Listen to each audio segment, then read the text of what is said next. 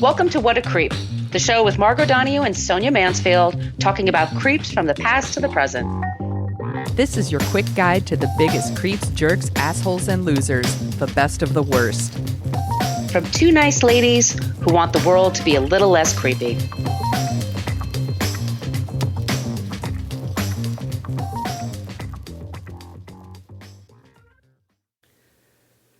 Welcome back to What a Creep. This is Margot Donohue, and my cohort in creepitude, as always, is the amazing Sonia Mansfield. Hey, Sonia. Hello, my friend. Hello, my friend. Our creep today is fashionably creepy, is he not? He is. We're going to make it work. Oh, that makes it sound like it's Tim Gunn. It's not Tim Gunn. He would have been a perfect non-creep. Next time. Okay. If you're new to this show, we talk about creeps from the past to the present, and we always end the show with somebody who's not a creep. So you feel a little bit uplifted. And we were just saying, let me just say this. You can reach out to us on social media because we're always looking for ideas for creeps and for non-creeps. We have a basic Facebook page, but that's where people go to complain about our language. This is your warning if you have kids in the car or whatever. We use salty language in this program, and no, we're not changing. Yeah, shit, fuck, damn. We're the most interactive in our private Facebook group. You type in What a Creep Podcast group. You do have to answer the 3 questions. Do the best you can, but please just promise not to be an asshole, and you can come on in. We're also on Creep Pod on Twitter because somebody had What a Creep for over 10 years and never used it. Creep. And then on Instagram, Threads, and Blue Sky, we're at What a Creep Podcast, and our old-timey email, whatacreeppodcast@gmail.com. And if you would like some stickers, please send me your address, and I will drop them in the mail for you. She'll do it. I'll do it. Just dare me. Double dog dare me. You're so nice. Sonia. Yeah. Tell them about the website. They're dying to hear from you. Oh, okay. It's at whatacreeppodcast.com, and it's everything you want to know about our show, but we're afraid to ask. We have links to all of our past episodes, and if you click in, it's like a little blog post, and it has our show notes. And in that are sources, because we source everything we do. We're not making this stuff up. We want to give people the credit for doing the good work that they do. So if you're looking for a deeper dive, go there. That's a great place to start. We also have a link to our Substack, and we have a link to our merch shop where you could get t-shirts and tote bags and posters and journals and all kinds of cool stuff. Do it. And there's our Patreon page. You want to tell them about that, Margot? Yes, Patreon. Look up What a Creep Podcast. We use the funds just to do things like pay the journalists, the journalism that we sign up for. Like Sonia says, we don't make this shit up. And just for the basic costs of the show. Yeah. We want to thank all of you that support us there. If you're interested, on Patreon, we put out 2 bonus episodes a month, sometimes in the first week and the last week of the month, which is going to be the case this month. But also, the first 8 seasons of the show are on that Patreon wall, right? Yes. We do at least 10 shows a season, so you do the math. Damn. I think that's like 500. We're busy. Yeah. So anyway, that's where, if you want to support us there, that would be amazing. We'd really appreciate it. Another way you can support us is, seriously, just leave us a review wherever you get your podcasts. I found out on Spotify, like 4 of you left reviews, and I thank you so much. And thank you. Sonia can't see it because it's done through my email, but somebody actually said you and I are on the verge of being the Adele disease because we mispronounce Kanye and Aziz Ansari. But look, y'all, we're fly-by-night operation here. We'll do the best we can, but we make no promises. Look, I'm doing the best I can, and sometimes my best is not good enough. Just isn't good enough. Just once. Can we make it? All right, I won't swing anymore. Sing anymore. It's Friday. We're loopy as shit today. Yeah, we are. Fashionably loopy. Sonia. Yes. Who is our creep? We are going to be talking about Karl Lagerfeld. Heard of him. Can't afford his stuff. Yeah, same. I'm just going to be referring to him as Karl the whole time because he would have hated that. Is that from The Walking Dead? Yes. Karl. And just heads up, everybody, my knowledge of fashion is all of it comes from MTV's House of Style from the 90s and a few seasons of Project Runway. So if you're looking for like a deep dive and an analysis of like his impact in the fashion world, this probably isn't the right episode for you. But if, I will give you a little history, but we're just going to talk about what a creepy is. And he's your basic asshole, right? We were saying this off the air. Right. It's nothing too terrible. Some of them are intense and some of them are just frothy. Yeah, he just says shitty stuff. So, sources for this episode: AP News, The Business of Fashion. I also put in his cat's Instagram just for fun. Well, just for fun. There's no creepy, shit, you know me. No creepy content there. I just thought, it's a very cute cat. The Daily Beast, The Guardian, Jezebel Times, a bunch of New York Times articles.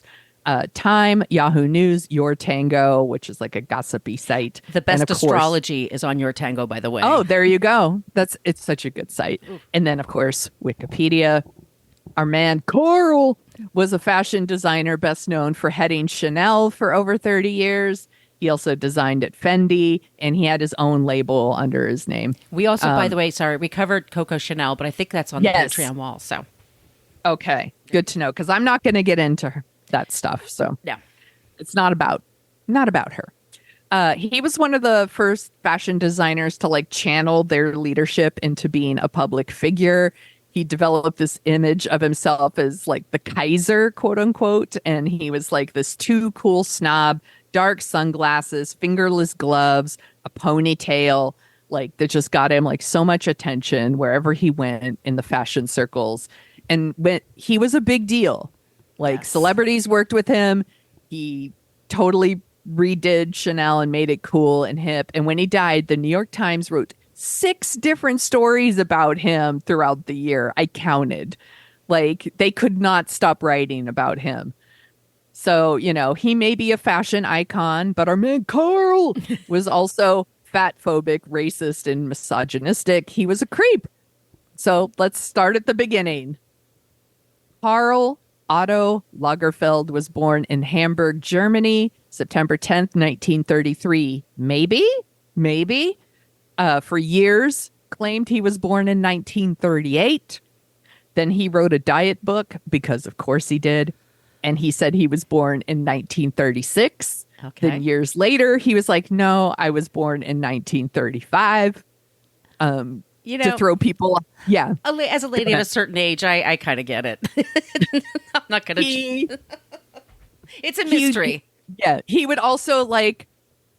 He was never like, he would throw like, so in 2008, he's like, I'm 70. And he threw a birthday party for himself. And then 4 years later, he's like, I'm 79. Threw a birthday party for himself. That's hilarious. He doesn't give a fuck. He's whatever age he wants to be, I guess. A German newspaper eventually found his baptism record, and it was 1933. So that's the one people are going by. Yeah. Yes. According to him, and by the way, he has all kinds of lore. Like you could take what he says with a gigantic grain of salt.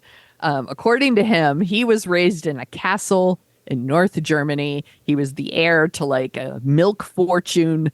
He is surrounded by like cows. Yeah, he's surrounded by like a fleet of Russian and Polish servants.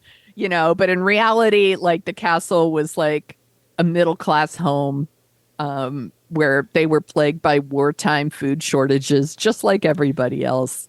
He has all kinds of outlandish stories about his childhood. He tells the story about, he says, when I was 14, I wanted to smoke because my mother smoked.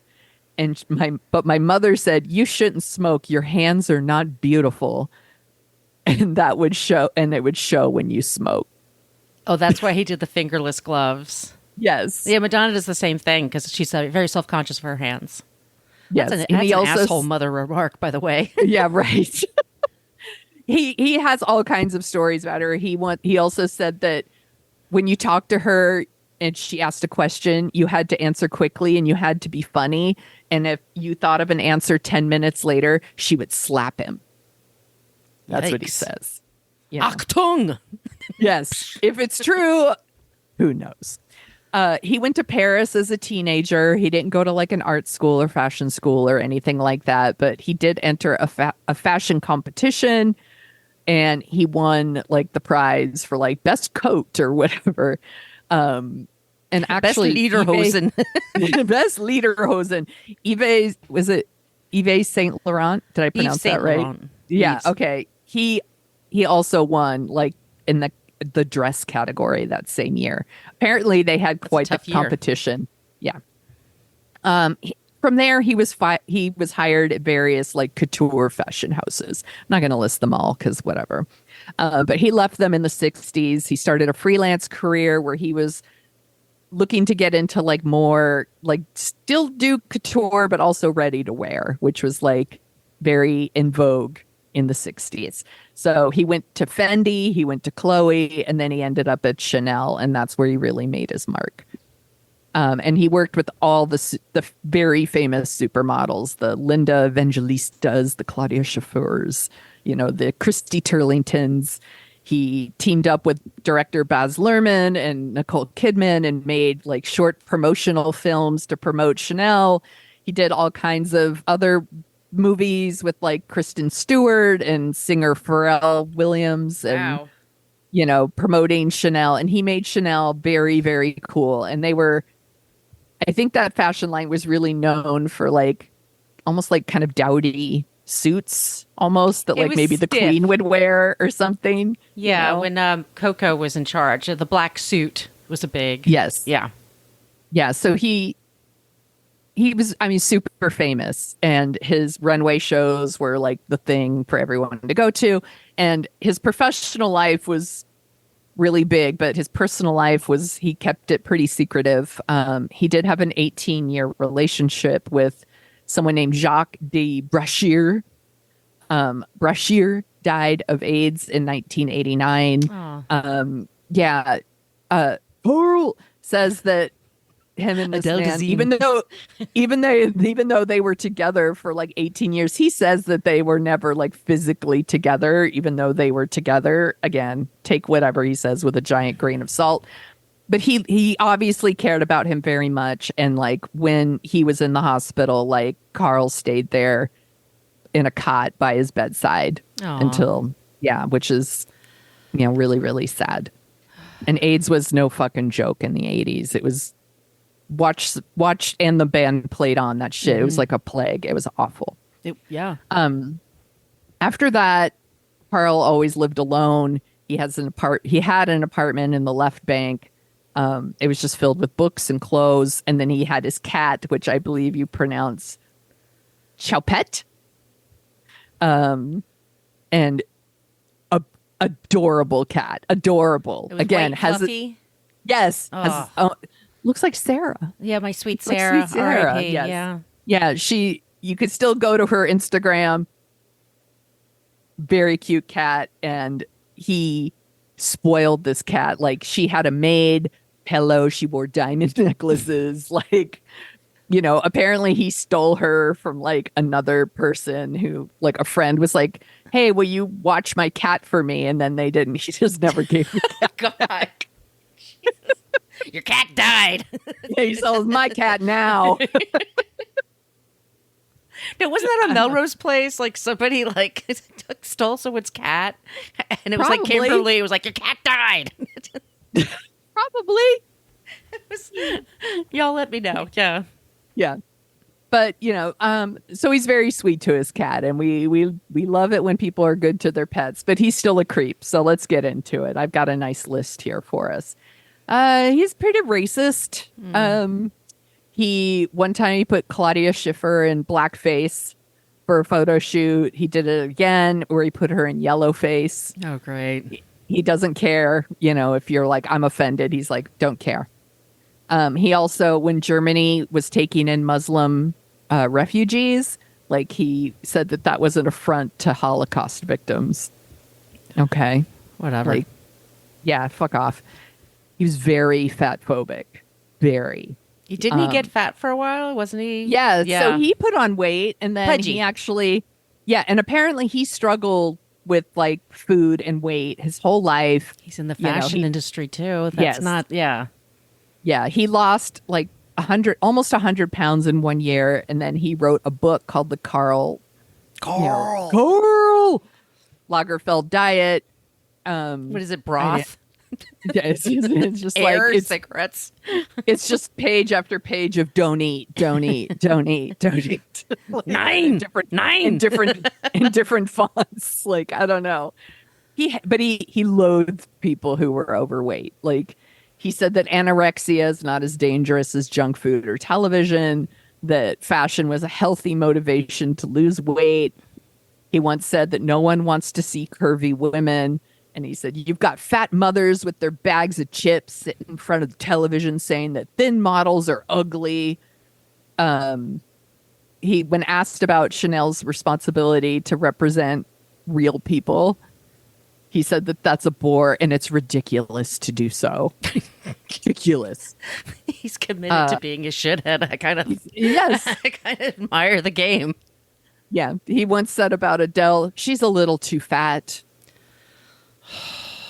He once said, Heidi Klum, this is a quote, is no runway model. She is simply too heavy. Oh, wow. Yeah, that fatso. Yeah, and she always grins so stupidly. This is not avant-garde. That is commercial. And he said that she was insignificant in the world of high fashion. She makes a shitload of money, y'all. Yeah. Whatever talent she has. Yeah, she's booked and busy. Yeah. He also had some shitty thoughts about Pippa Middleton. He was like, Kate Middleton has a nice silhouette. I like that kind of woman. I like romantic beauties. On the other hand, her sister struggles. I don't like her face. They should only show her back. Oh my God. And she's adorable, by the way. She's super cute. Yes. He's such a dick. He's also misogynistic. When asked about Princess Diana, he said she was pretty and she was sweet, but she was stupid. Oh, what an asshole. What a dick. He said that Coco Chanel wasn't ugly enough to be a feminist. That's right, ladies. That's old school, man. Yeah. Only ugly ladies are feminists. It's like an Archie Bunker joke. Yeah. Yes. He also, like, one time he did a whole fashion show just making fun of feminism. And this was in 2014. It's not like he was doing this shit in the 70s. And it was like with these like fake like protest signs. It was like free freedom and boys should get pregnant too. Clever. And all kinds of models participated too. But I guess you do what you do. There's a lot. Okay. There's a lot of, I read the Paulina Porzheskova book. She was a big supermodel in the 80s. She's married to Rick Ocasek. And there's a lot of misogyny just in modeling in and of itself. And you just sort of absorb it so much. And a lot of them are so young when they start that they don't even realize until much later. I know they're grown-ups for sure.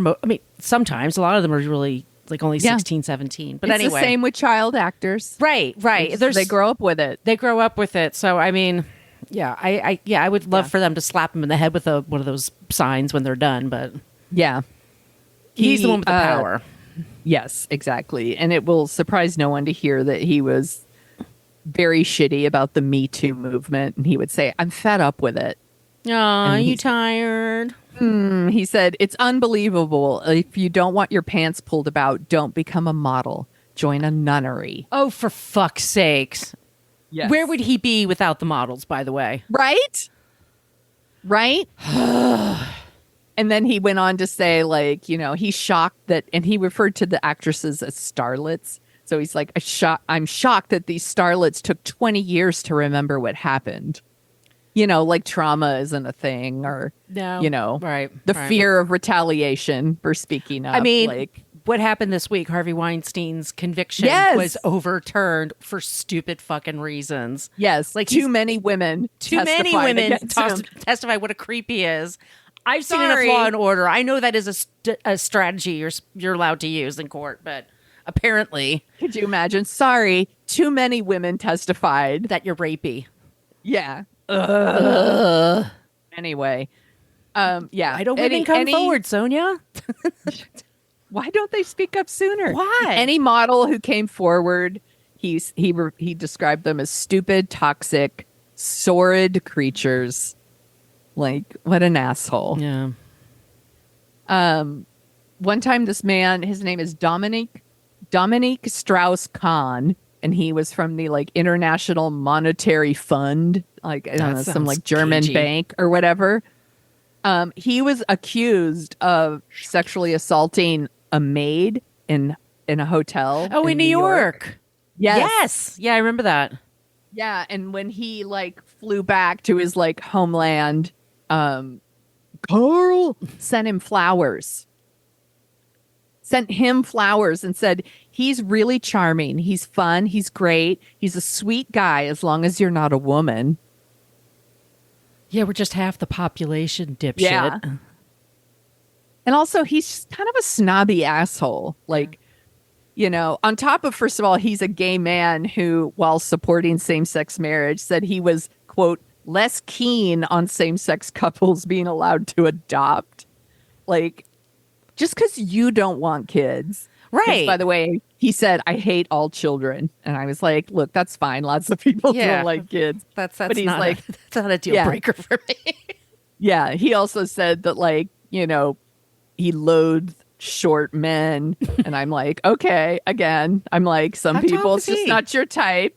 But he's, you know, and he found people socializing with people boring, pretentious, and vulgar. And I was like, sometimes clock is right twice a day. Was he tall? You know what? I don't know if he was tall. You know what? He was kind of tall because there's pictures of him next to the models, and he's right up there. Yeah, exactly. He also was just like, you know, your typical snob, like sweatpants are a sign of defeat. You know, you've lost control of your life if you wear sweatpants. And I'm like, well, are you wearing them to a nice restaurant? Right. Or are you in your house? Am I working from home? Like, what's the difference? Yeah.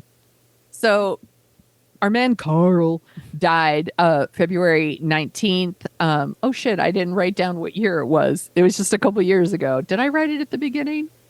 I can't believe I didn't write the year. Alexa, when did Karl Lagerfeld die? Karl Lagerfeld died on have it February here. 19th, 2019 at the age of 2019. 85. Okay. There you go. 85 years. Yes, he was 85 years old. I could have done the math, but who knows what year he was actually born. I couldn't do the math, so. Yeah. Yeah. And he just got cremated, and they mixed his ashes with like his mother's and his late partner, and they scattered him somewhere, and it was all very private. And if you're wondering about his cat, he left a ton of money to the cat. And the cat is like living it up, like with has a nanny. It's their former housekeeper that was like with the cat since he stole the cat. So the cat is fine. The cat lives in Paris. I wouldn't mind like, that gig, to be honest with you. I know. And last year actually appeared in Vogue, like in a picture with like Naomi Campbell, and like the cat's fine. So we just, so you know. There was like a big 90-minute tribute to him in Paris, and like all these guests showed up, and it was like Tilda Swinton and Helen Mirren and all that. Again, remember, this guy listen to all these shitty things he said. And they're like, that's fine. That's fine. Oh, that old so-and-so. He's what a scoundrel. What a scamp. You know, they also, like, a bunch of designers launched something called the White Shirt Project, because he was very like, the white shirt is the staple of fashion. I hate white shirts. I stain them, so I don't. Yeah, own I any can't. White shirts. I feel so uncomfortable in them. The buttons and all that crap. Mm-mm. Yeah, so a bunch of different designers like designed these fancy white shirts that sold for like hundreds and hundreds of dollars, and then they took all the proceeds and donated it to medical research, which I was like, well, at least they did something nice under this creep's name. I thought you were gonna say they were gonna donate it to the cat. Like it just then I would buy one. And then more recently, so last year they had this Met Gala event. And, you know, the Met Gala is like fancy. It's for like all the rich, beautiful people to like show off, basically. Swan about. Yeah, look, I don't really care about the Met Gala, but I do know in 2023 Met Gala, Pedro Pascal looked amazing. He wore like a red Valentino. When doesn't he look amazing? I know. He was wearing like black shorts with a red coat and red shirt and the black tie. So fine. But, I don't know. Seems like maybe there's a lot of other designers who aren't fat shaming bigots that they could have honored, but that's cool. The Model Alliance, which is an organization that advocates for fashion workers' rights and safety, they actually protested the Met Gala, and because they said it's a choice to honor Lagerfeld is what they said, and talked about how fashion is trying to be all about body positivity and supporting survivors and all this, but then at the same time they will support. Well, yeah, and then also when something like Ozempic comes along, people are immediate, and I'm not shaming that, but it's also all you have to do is take a shot, so that's all been taken care of, and it doesn't work for everybody. It's not the choice for everybody, and all kinds of. I know it's yeah. We talk about this shit all the time. We do. I think we've talked about it in a. Actually, I wrote a newsletter about it, and then we've talked about it in bonus episodes before, about all the stuff that goes on with Ozempic and weight loss drugs. But anyway, that is our creep, Karl Lagerfeld. Well, good job, Sonia. I remember him because I used to work in magazines, so I had there used to be fashion television, and then there was a CNN show, there was an Elsa Clench, and then there was Jean, what's her face, from Canada.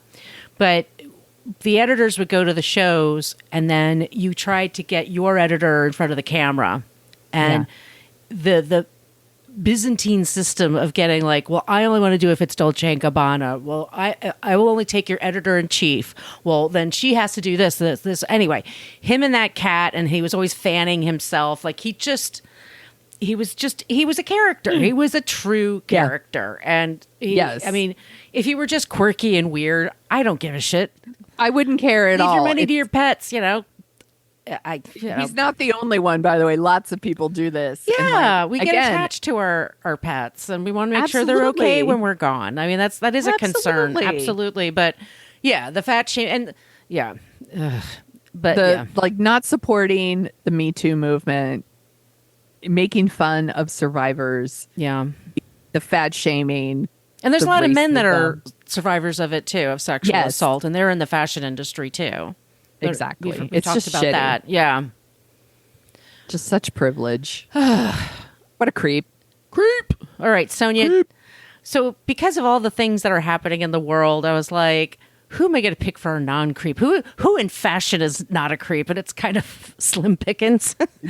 Valid. But then I checked Twitter today, and it was trending, the name, and hopefully we haven't covered this before. We've been doing the show for a while now. I really don't think we've talked about her before. Thank God. Because who is it, Sonia? It is Carol Creighton Burnett. And today is her 91st birthday. Yay! Yay! This woman is a goddamn icon. She had a variety show when I was a kid, and it was such a great show because it was very wacky. Harvey Korman, Tim Conway, Vicki Lawrence. Vicki Lawrence got the gig because she was in high school and she won a contest who looks the most like Carol Burnett. And so she wrote Carol Burnett and sent a picture. And Carol Burnett says, next time on your lake, come by. I'll interview, I'll talk to you, because she wanted to be in show business. And she put her on the show. Amazing. Never a bad word about her by anybody. She's from San Antonio, but she was raised in LA. She went to Hollywood High. She is an actress. She's an advocate. She's a comedian. She's a writer. She can sing. I was looking at clips today of her singing with Cher. We were also talking off the air about variety shows of the 70s and 80s, and just the talent people had to have to do everything. Which is so funny. But at her core, she's super funny. What is the show I'm thinking of right now, Sonia? That's on Palm Royale. That's on Apple Plus. She's also been The Four Seasons, which is a show, by the way, that Tina Fey. It's a movie. I believe it's Neil Simon, and Tina Fey is going to make a Netflix series out of it. And it's a really good movie. She was in Friendly Fire, which is a really intense movie. And she was in Mad About You, Moon Over Buffalo, Better Call Saul. she's been in everything. She's had Grammy nominations. She's just incredible. Sadly, she's been married a few times. Not doing great in the romance department. Same girl. Same girl. Same. Also, her daughter Carrie died like 15 years ago. There was a big thing in the 70s where her daughter was she was addicted to drugs, and it was like the late 70s, and it was like on the cover of People magazine. I've been reading People magazine since I could read, basically. So I have that cover really straight in my head. She got through it, and then she became an actress, and then sadly she died pneumonia as a complication from lung and brain cancer. She was 38. Cancer. Yeah, fuck cancer, man. Her other daughters are good. Jodie Hamilton, Erin Hamilton. They're singers. They're actresses. She's just like a really lovely, kind person. She donates to she's philanthropic. She's also, like I said, Vicki Lawrence, like she's so good with her fans and with people. The whole thing with the Carol Burnett show was, this is another thing we were talking about, like when you were with these variety shows, like you had to be a good host. You can do singing and dancing and do skits and stuff like that, but to be on a stage with like a microphone coming from the ceiling and just talking to people in an audience and just seeming so relaxed and not, you know what I mean? That's talent, y'all. Yeah. I mean, and she just relates to people so closely and in such a personal way. Yeah. Like she really connects with people. She used to take questions from the audience. She had a thing like she would pull her ear, that was her signal. And she'd also do a Tarzan yell if you asked her. Yes. And she had some really good Tarzan yells. She's just a nice person, super talented, just brought laughter to people. And the sketches where like Harvey Korman and Tim Conway like make each other laugh is great character. Go on YouTube and look up some of her routine. There's a super famous one where they're making fun of Gone with the Wind. That is so funny. Yeah, the curtain rod. The curtain rod and the curtain. It's so funny. Like she also, these variety shows, I don't think a lot of them were hosted by women, and right? They might be co-hosted. Well, actually, I think it was pretty women friendly, but for her, well, that's good. But I think it's like 70 when she started, 1970.